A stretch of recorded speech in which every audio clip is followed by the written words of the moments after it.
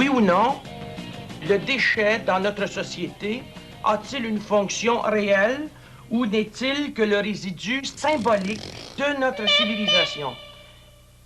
Généralement, quand on réfléchit sur ce genre de produit terminal d'un processus autodégradant, on a tendance à penser que ce n'est rien, que ça n'a pas d'importance.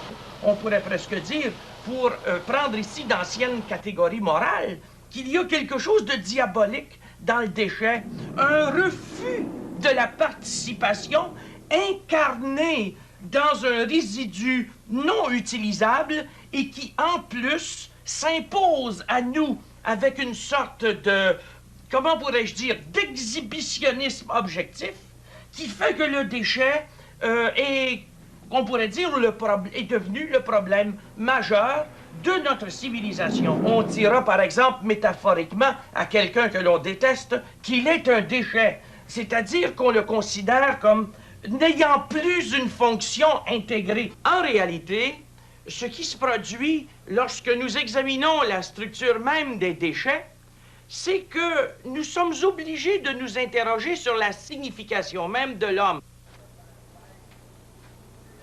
L'homme, par sa capacité de penser, est donc capable d'utiliser des ustensiles.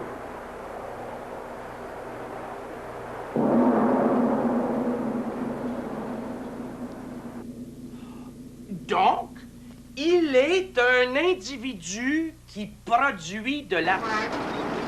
Ces immenses étendues boueuses où l'on convoie à plein camion des montagnes de détritus.